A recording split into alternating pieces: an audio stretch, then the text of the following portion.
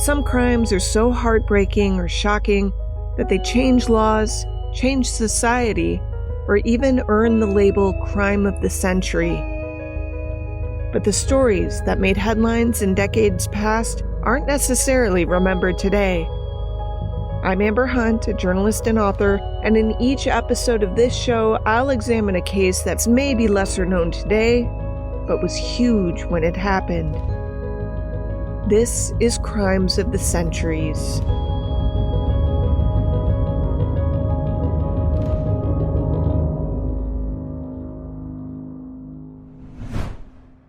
It's said that there was a time Jimmy Hoffa was bigger than Elvis. Then, as if that weren't enough, in the next decade, he was better known than the Beatles. In any business, that's a high bar to climb over. But Hoffa, the longtime president of the largest and most powerful labor union ever, was a working stiff. Not very flashy, not very entertaining, not very smooth, but very busy. He was, for a time, somebody most everyone in this country had heard of. Some loved him, some loathed him, some feared him, and somebody killed him. But nobody was ever found to take the blame for his disappearance and likely murder, at least not legally speaking. The fingers have pointed, at one time or another, at mob guys from New Jersey, mob guys from Florida, mob guys from Chicago, mob guys from Detroit, mob guys from Philly, the Kennedys, though both John and Bobby were dead by the time he disappeared, the CIA, the FBI, his union enemies, his union friends, and one man who Hoffa treated like a son, and another who said he was Hoffa's closest friend. Let's just say he ran with a tough crowd. But Hoffa was a hard-hewn, self-made man who reshaped the relationship of unions to those who employed them, and thus had an almost incalculable impact on how America worked and how the working class prospered, how it found power and used it for its own purposes in the middle years of America's 20th century.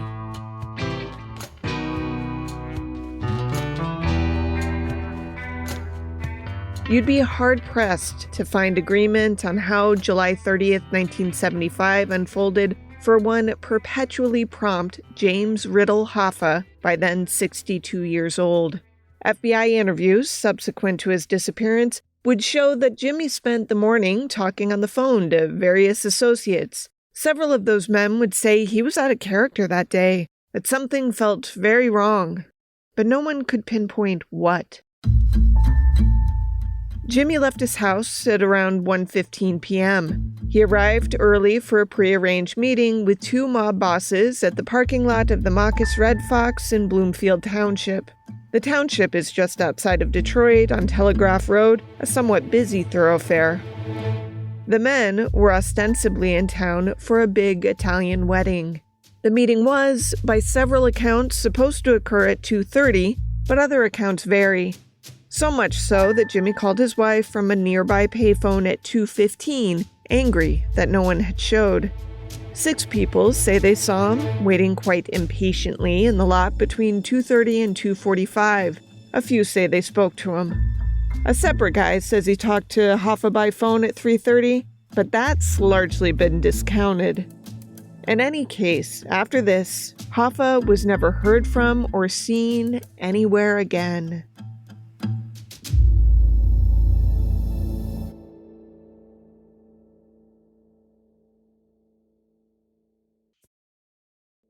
Jimmy Hoffa was born in Indiana, but his dad died when he was 7, significantly from hideous working conditions in a mine. Little Jimmy came to Detroit when he was 11, as his mom looked for work in the auto industry. He left school at 14 to work for a grocery store. It was a 60-hour-a-week gig paying the boy $12, or a nickel an hour. It was 1927, so let's do some inflation calculation here.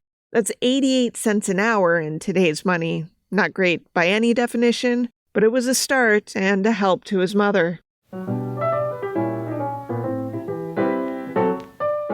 Then 1929 rolled around.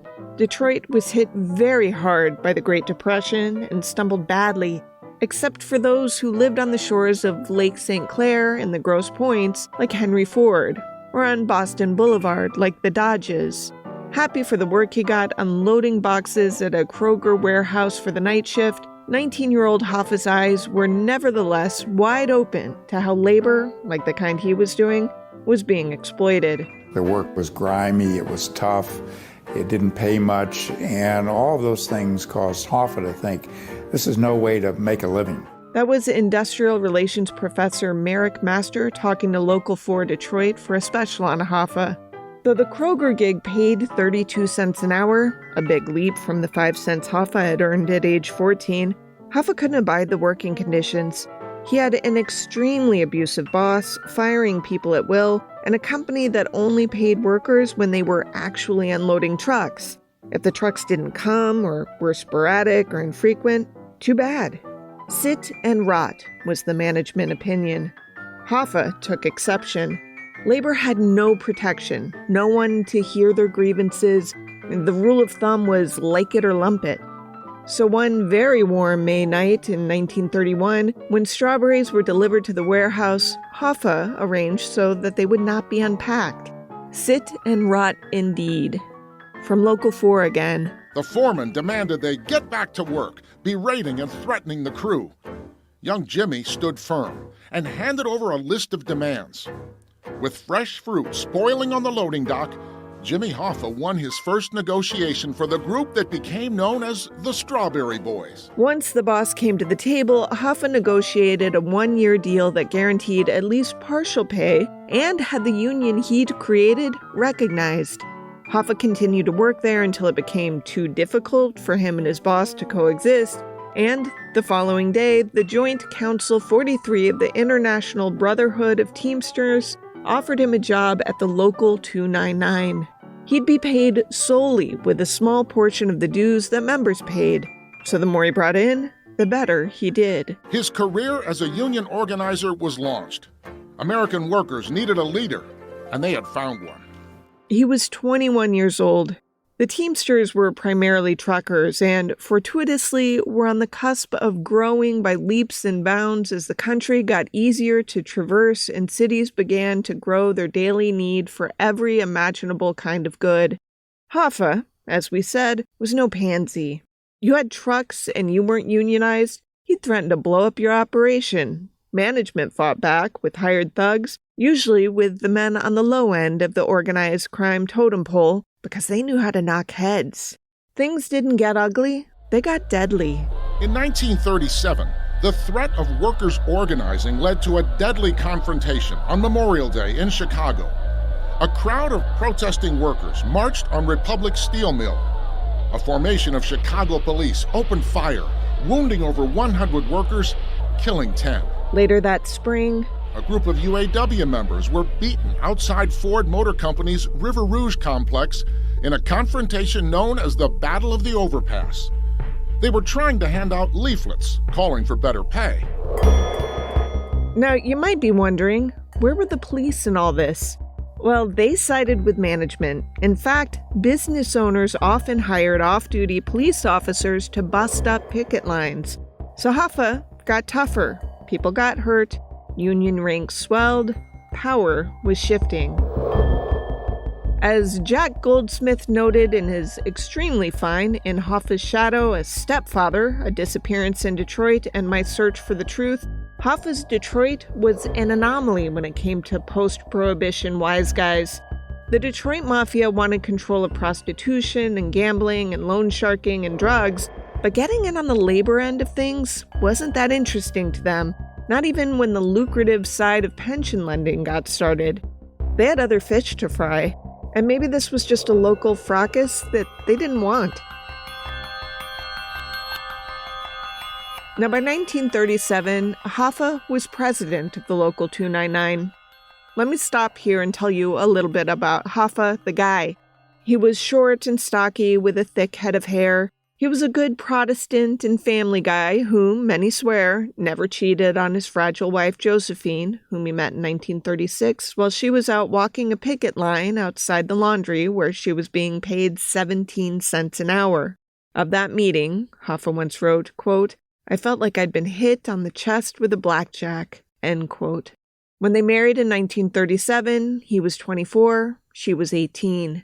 Surprisingly, maybe, Hoffa never smoked or drank. It was widely accepted, as noted, that he was also never unfaithful. Josephine, however, couldn't claim likewise. She struggled with alcohol and pill addiction, and at one time had an affair with Anthony Cimini, a Detroit mobster. It's said that Hoffa tried to get Cimini killed by Detroit capo Joe Zarelli, but was not successful. He apparently let it go. Josephine did not suffer, at least from Jimmy's end, for her indiscretion. She was, after all, the mother of his 2 children, a daughter Barbara and a son James. Those 2 didn't see their father much. And Josephine's frailty, her alcoholism, and her much discussed but poorly illuminated mental health made her a bit absent as well. It made for an odd family dynamic, to say the least. Now let's talk a minute about Hoffa's other family, specifically Frank Sheeran and Chucky O'Brien, the latter of whom is sometimes described as Hoffa's adopted son. Both Chucky and Frank professed to love Jimmy Hoffa, in many cases vowing to do anything he asked. In most cases, they did. It's important to note, too, that they were both amoral. Both men were, to put a fine point on it, people Hoffa would never have thought twice about getting into a car with on July 30th, 1975. Now, these are 2 fascinating characters in their own rights, but I'm going to skip to what you need to know here. Chucky was born in 1933 and was still an infant when the father he'd been named after died. With his mother Sylvia, Chucky moved around a bunch, but spent summers in Michigan, sometimes at the lake with Hoffa and his kids, fishing, hunting, doing stereotypical guy stuff. Hoffa taught Chucky how to drive. He hauled him around to labor meetings. He was nice to him. With Chucky fatherless, this was like magic to the kid from KC. Another father figure to O'Brien was Detroit capo Tony Jackalone. As author Goldsmith put it, quote, "Since Chucky was a teenager, Hoffa had been his love and his ambition, and Uncle Tony, his identity, his conscience, his protector," end quote. In case it's not clear, Chucky did indeed have father issues. But he also had a mother who was as hard as nails and, most importantly, was the link between organized crime and the labor leader. Sylvia arranged meetings between the mob and Hoffa, helping him secure their help and, in turn, his largesse. If they learned to scratch each other's back, it was Sylvia who asked everyone to undress. If they found life with each other easy, she was the grease. She knew the game, she set the table.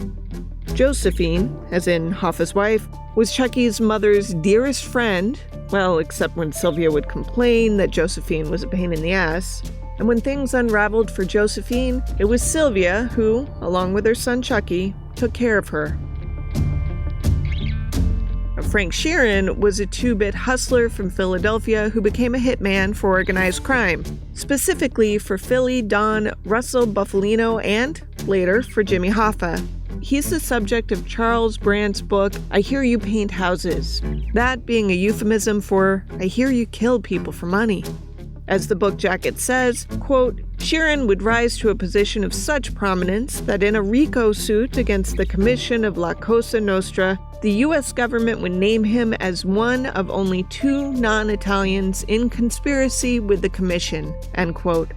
I Hear You Paint Houses became the basis of the 2019 Martin Scorsese, Robert De Niro, Al Pacino, Joe Pesci movie, The Irishman. Sheeran was the Irishman. This is De Niro as Sheeran placating Pacino as Hoffa in a clip from the film. Fuck it, let's go. Oh, Jimmy, give it a chance. Give it a chance. Give it a few more minutes. This isn't right. This isn't right. You don't do this. You don't keep a man waiting. I know. The only time you do is when you want to say something. I know. When you want to say fuck you. They're old men in this scene, but they had met each other in 1957, back when Sheeran was hanging with people with names like Whispers, Fat Tony, and Skinny Razor. The 2 men took a liking to each other, and Sheeran started to paint houses for Hoffa, among other things. They grew tight, but there was pressure everywhere. Mostly it was the expected kind, but some was the unexpected kind. Like from the brother of the man Hoffa had worked so hard to get elected President of the United States.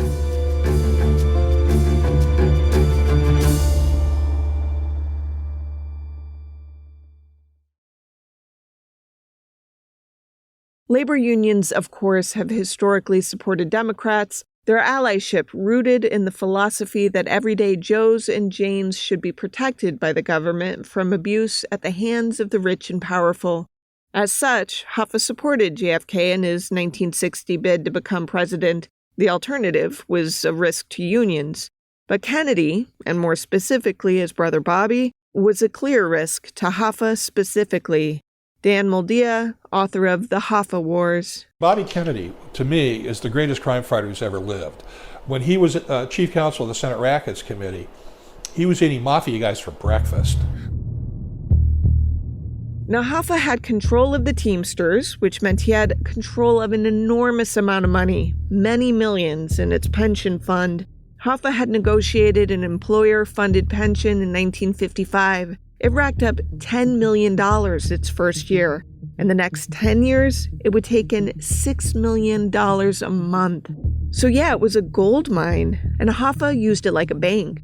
He loaned a lot of cash to the cash-strapped Dons, who in turn gave him the muscle he needed to get and keep everything and everybody in line. The Hoffa story is replete with threads that one can hardly keep straight because they shift so quickly. So if you're inclined to take notes, you might want to use colored highlighters to keep up. A primer. The Mafia had been under public scrutiny since 1950, when America was transfixed by Senate hearings held in 14 states. Big audience on this new thing called television. Now, because of the not remotely secret overlap between the Mafia and the Teamsters, Bobby had started looking into Teamster shenanigans in 1957. As the lead investigator of another Senate committee, Bobby took on Hoffa, and somehow Hoffa bested him. A sampling. Did you say that SOB, I'll break his back? Who? You. Say to who? To anyone. Figure of speech, I don't even know who I was talking about, and I don't know what you're talking about. Well, Mr. Hoffa, all I'm trying to find out, I'll tell you what I'm talking about. I'm trying to find out whose back you were going to break. Figure of speech. Here's another in which Bobby asked Hoffa whether he had seen mobster Johnny Dio on the day Dio was believed to have ordered that acid be thrown in the face of a newspaper columnist named Victor Riesel. Riesel was permanently blinded in the attack, for which Dio was never convicted. You can't remember 3 months ago whether Johnny Dio was in your room? The man who's under indictment for throwing acid in Victor Riesel's eyes? I cannot remember whether he was or not. As I said, it was that period of time, and I just don't recall. You can't remember what you talked about, and you can't remember whether he was in your room? Wouldn't have been of anything of any importance, Mr. Kennedy, and I can't recall it. Again, that was 1957. The McClellan hearings, as they were dubbed, lasted 270 days, after which Hoffa walked. He faced no charges.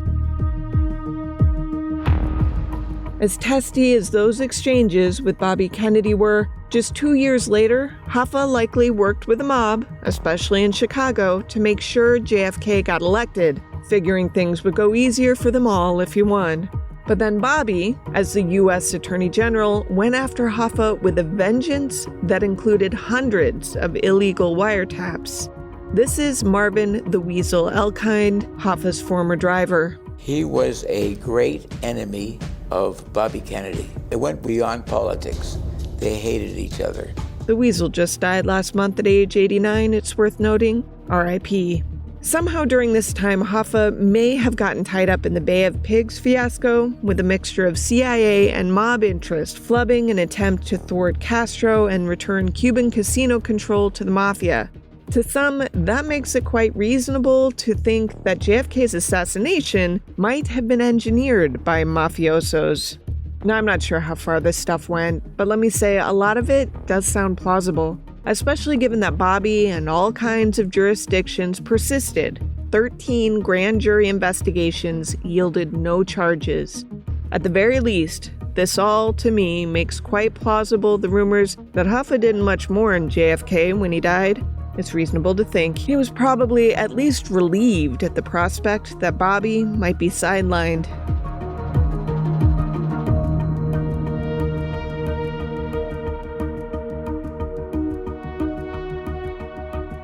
Hoffa, meanwhile, was gaining strength.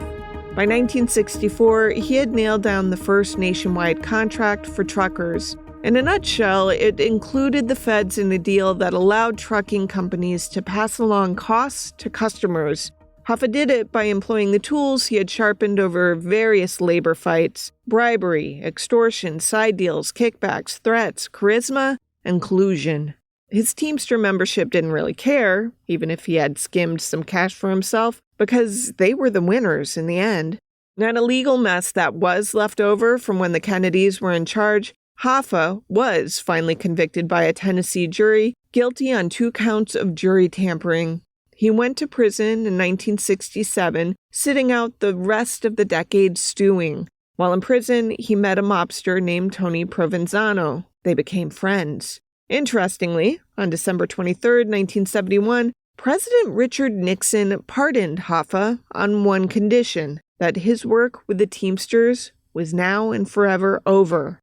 Hoffa said sure, but he didn't mean it. And this was a big mistake. Huge. Former Assistant U.S. Attorney Keith Corbett. After Nixon pardoned him and he found out he couldn't get back into the Union, he was going to take every effort he could to do that. And in order to do that, he had threatened to reveal the mob's involvement with the Teamsters. Because Hoffa wanted control of the union he'd made. He wanted the guy he had put forward to run it gone, because this guy, this was Frank Fitzsimmons, turned out to be a weak son of a bitch who let the mob run everything. Hoffa started threatening. When they said let it go, he said no thanks. When even his friends, guys like Russell Buffalino and Frank Sheeran, said to back off, you're gonna get hurt, he would say, let them try it. I got friends, they wouldn't dare. Bring it on. Well, be careful what you ask for. A specific rift was brewing with Tony Provenzano, also known as Tony Pro, Hoffa's prison pal and the New Jersey crime boss who was the president of the Teamsters Local 560 in Union City. Part of the rift might have had to do with Hoffa not letting Tony Pro have access to his $10 million pension money, but it was more than that.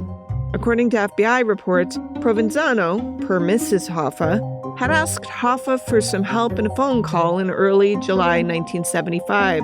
Hoffa told his wife he was not going to help his old friend. It was also reported that Hoffa asked Tony Pro for his help in getting his Teamsters job back, and the wise guy responded by saying he would yank out Hoffa's guts and do just as much to his grandchildren. In short, Hoffa and Tony Pro had become bitter enemies. And things were coming to a head. Anthony Jackalone, the Detroit capo, ostensibly trying to iron out the matter, set up a meeting with Hoffa on the afternoon of July 30th, 1975, at a Detroit area restaurant. Hoffa wrote down on a slip of paper found later that he was meeting Tony and Pro at 2:30. The FBI would later make note in a Hoffa conference at FBI headquarters in January of '76 that Hoffa had resisted this meeting for a long time, but had relented for reasons unknown.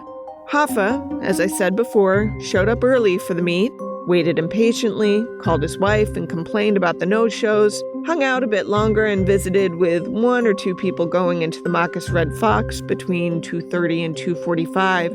Side note, you had to wear a coat and a tie to get into the restaurant, and Hoffa was dressed casually, so it's a sure bet he never went in, staying in the parking lot as prearranged.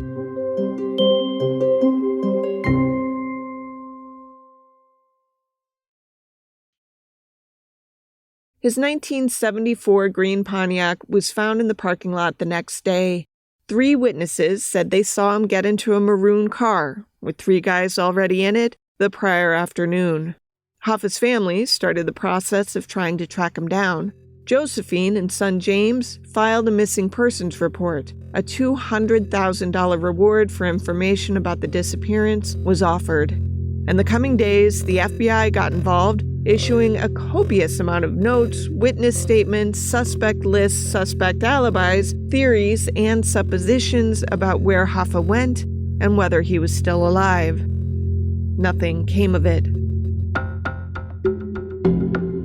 Read one headline on August 1st, "No trace found of missing Hoffa."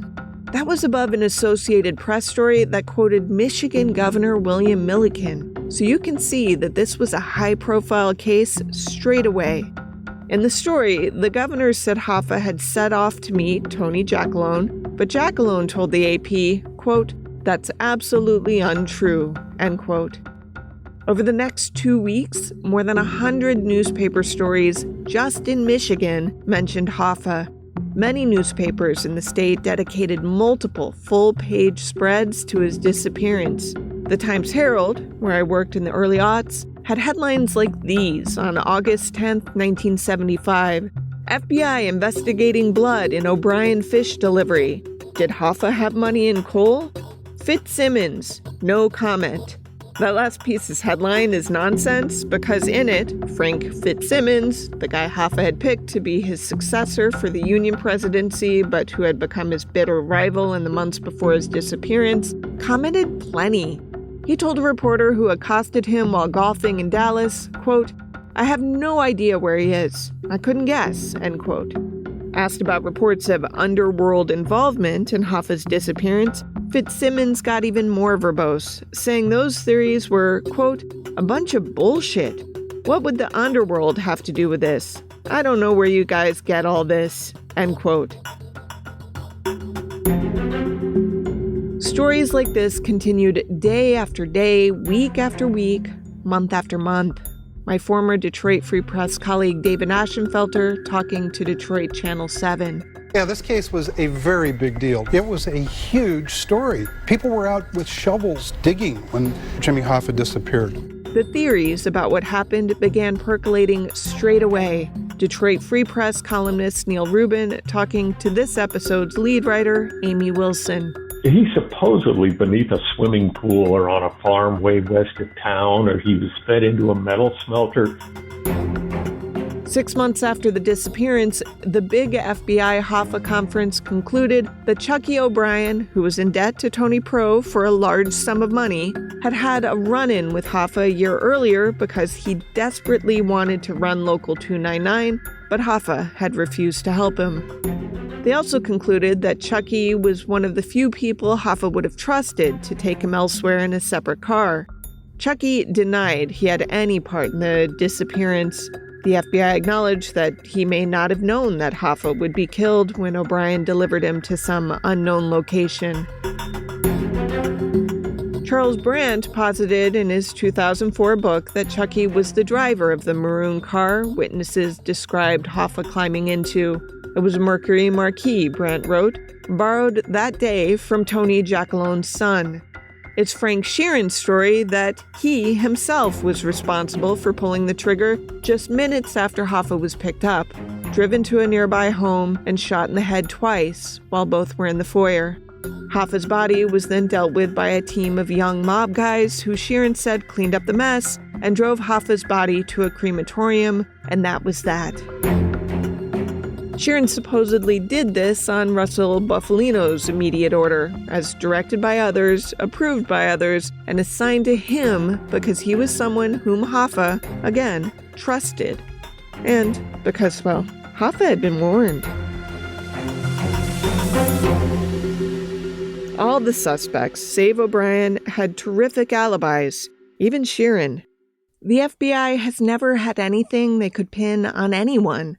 On September 8, 1975, a federal grand jury investigating Hoffa's death had both Tony Provenzano and Tony Giacalone appearing before them. They both pleaded the fifth. Hoffa has never been found, but he lives on.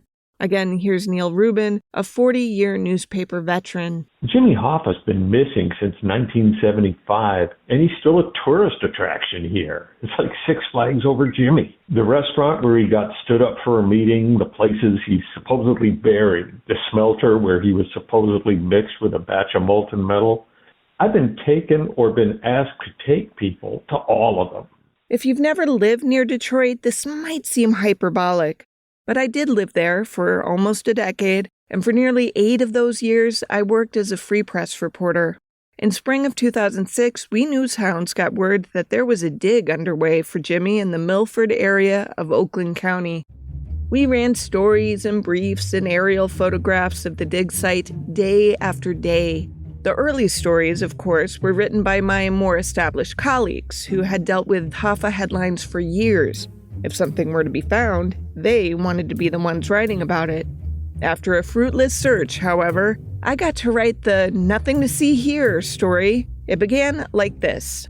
Quote, "The 2-week search for Jimmy Hoffa has come to a close, so life will soon return to normal in the Oakland County village and township that was gripped by Hoffa fever. In downtown Milford, the Milford Baking Company has quit making the now notorious cupcakes with green plastic corpse hands poking through the dirt like chocolate topping.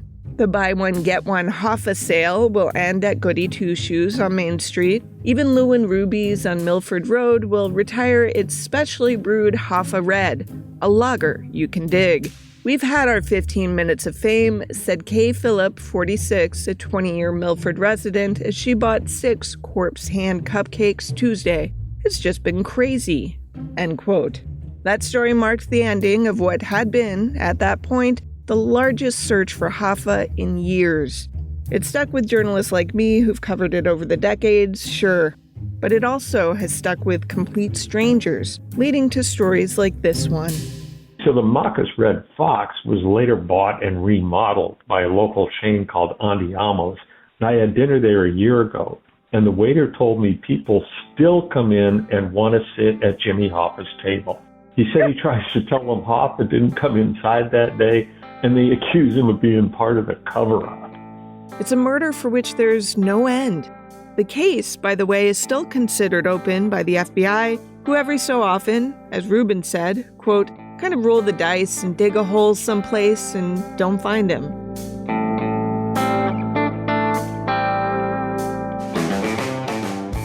Law enforcement doesn't like open cases, especially ones so public. And the places where the public at large seem to want to find him are, well, really far-reaching. One of the dumb theories that won't go away is that Hoffa was buried beneath the football stadium where the New York Jets and New York Giants play. Come on, would you transport the body of a famous dead person all the way to New Jersey to get rid of it? And that's not just stupid, it's insulting. We can get rid of a dead body here. The same theory, there's nobody buried in the concrete at Hoover Dam. People fell in and died, but they had to dig them out and re-pour the cement because it won't set right if there's a person in there. The thing is, he's still somebody in Detroit. Maybe it's not so important that he's found, but that his legend stays alive.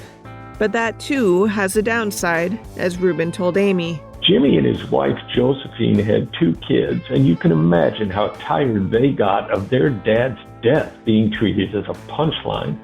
Barbara Crancer, the daughter, wound up being a judge in Missouri, and James P. Hoffa, the son, was also a lawyer. He did 5-year terms as Teamsters president.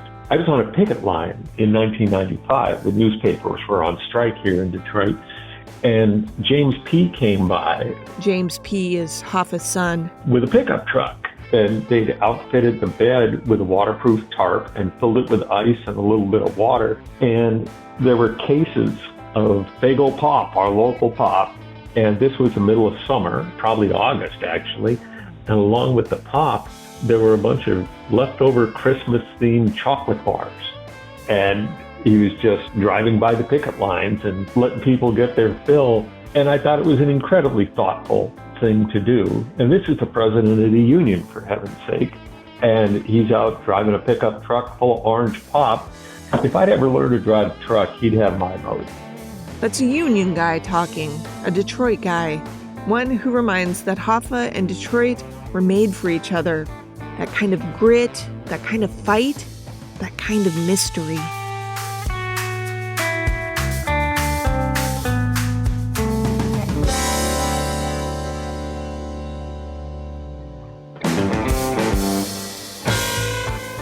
To research this story, journalist Amy Wilson read archival copies of Detroit newspapers surrounding the disappearance, as well as In Hoffa's Shadow by Jack Goldsmith and I Hear You Paint Houses by Charles Brand. She also read various excerpts from Dan Modia's The Hoffa Wars and the FBI Hoffa Conference Report, January 27 and 28, 1975, and she interviewed the Detroit Free Press's Neil Rubin. Amber watched too many Senate hearings and a few WDIV Channel 4 specials to round things out.